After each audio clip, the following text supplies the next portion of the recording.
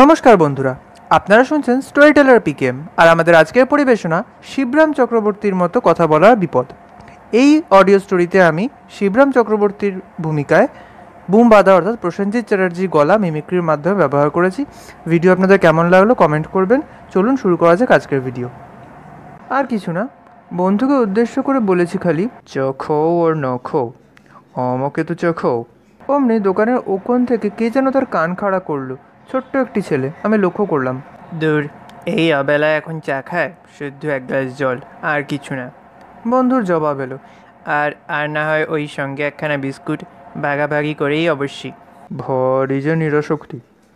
না বাপু, আধখানা বিস্কুটে আমার লোভ নেই, আর নিরেও আমার আসক্তি নেই, তুমি জানো। আমার চাই চাই। কান খাড়া করা ছেলেটি এবার বলে উঠলো, হ্যাঁ, কি বললেন? তোমাকে তো কিছু বলিনি ভাই, আমি বকছি এই এই পাশের, আমার পাশের, কি বলবো একে, এই পার্শ্ববর্তীকে। আপনি শিবরাম চক্রবর্তীর মতো কথা বললেন না? হ্যাঁ, কার মতো কথা বললাম? শিবরাম চক্রবর্তীর মতো। এবার আমি হকচকিয়েই গেছি। হ্যাঁ, বারে, আমি আবার কার মতো কথা বলতে যাব? আমি কি বলতে কি, আমি নিজেই কি উক্ত অভদ্রলোক সেই শিবরাম চক্রবর্তী নই? ওই রকম মিলিয়ে মিলিয়ে ঘুরিয়ে পেঁচিয়ে লেজা মুড়ো এক করে কথা বলা তারই খারাপ, ভয়ঙ্কর বিপজ্জনক, বুঝলেন মশাই? তুমি কি ওই কি নাম বললে, সেই ভদ্রলোককে কখনো দেখেছো? না, দেখিনি। দেখবার আমার বাসনাও নেই। ওই ভদ্রলোক আমাকে যে বিপদে ফেলেছিলেন একবার। হ্যাঁ, বলো কি, তোমাকে তিনি বিপদে ফেলেছিলেন? কই, আমার তো তা মনে পড়ছে না। উনি কি আর ফেলেছিলেন? ওর মতো কথা বলতে গিয়ে আমি নিজেই ভীষণ বিপদে পড়েছিলাম। খাড়া কখনো আস্ত নিয়েছে, নিজের আস্তানায় ফিরতে পেরেছি, এই ঢের। ও, বুঝেছি, সেই তারা, সেই সব বিচ্ছিরি লোক, শিবরাম চক্রবর্তীর লেখা যারা একদম পছন্দ করে না, তারাই বুঝি। তারা তোমার কথা শুনে তোমাকে শিবরাম চক্রবর্তী ভেবে সবাই মিলে ধরে বেঁধে বেশ একচোট বেধড়ক। হুম, তারা কেন মারবে? তারা কারা? তারা করতে কে এলো? না না, তারা নয়।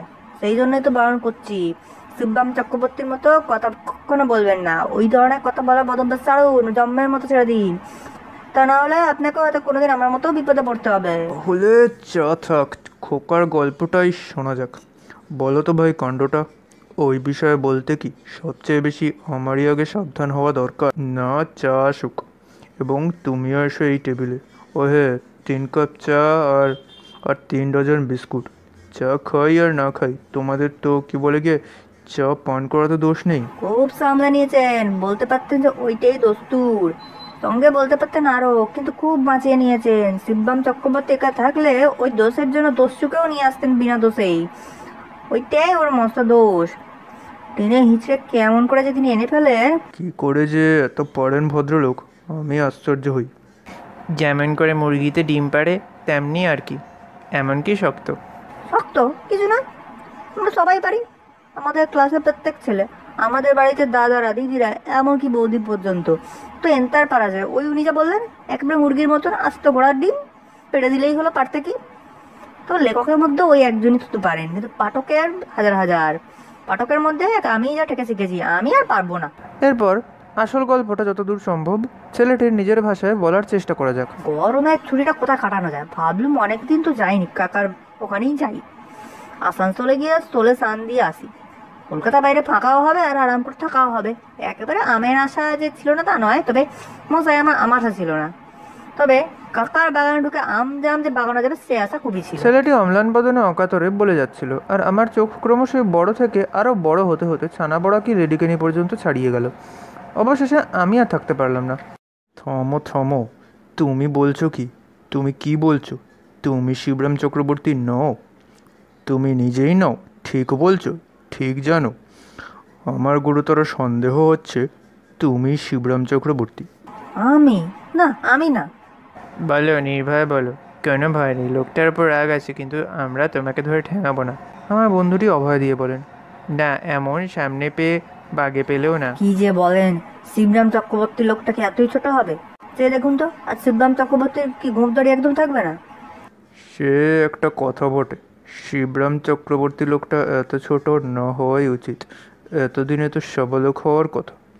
তবে কিনা ছোট লোকের পক্ষে কিছুই অসম্ভব না, তাছাড়া তুমি ঠিক ছদ্মবেশে আসনি তো? মানে কিনা ভদ্র ভাষায় বলতে হলে আপনি ছদ্মবেশে আসেননি তো শিবরামবাবু? ছেলেটি মুখ ভার করে ভাবতে লাগলো। বোধহয় তার ধরা পড়ে যাওয়া ছদ্মবেশের কথাই সে ভাবতে লাগলো।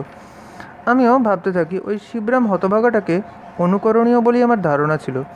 একটু অহংকারও না ছিল তা নয়, অনুকরণীয় মানে অনুকরণের অযোগ্য। কিন্তু এখন দেখা যাচ্ছে ওর সম্বন্ধে আমার অনেকের মতো আমারও একটা ভুল ধারণাই এতদিন থেকে গেছে।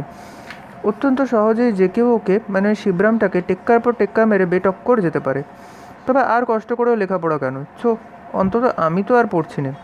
ওর আজে বাজে যত বই আজ থেকে সব তালাক দিলাম, তালা বন্ধ থাকলো বাক্সে। আপনি বলছেন আমি সেই ছদ্মবেশে এসেছি বলে আপনাদের মনে হচ্ছে? বেশ, তাহলে আমার নাক কান টেনে টেনে দেখুন, দেখতে পারেন টানাটানি করে, মুখোশ হলে তো খুলে আসবে। ছেলেটি তার মুখ বাড়িয়ে এলো, আমার হাত সুরসুর করলো। আত্মসংবরণ করে বললাম, আচ্ছা, পরে পরীক্ষা করে দেখবো খন, এখন তোমার গল্প তো শেষ করো। আমাদের এই অডিও স্টোরির পার্ট 1 আমরা এখানেই শেষ করলাম। পার্ট 2 আমরা পরের এপিসোডে আপলোড করব। অবশ্যই সেই এপিসোডটি দেখবেন এবং ভিডিওটিকে লাইক, শেয়ার এবং কমেন্ট অবশ্যই করবেন। দেখা হচ্ছে পরের এপিসোডে।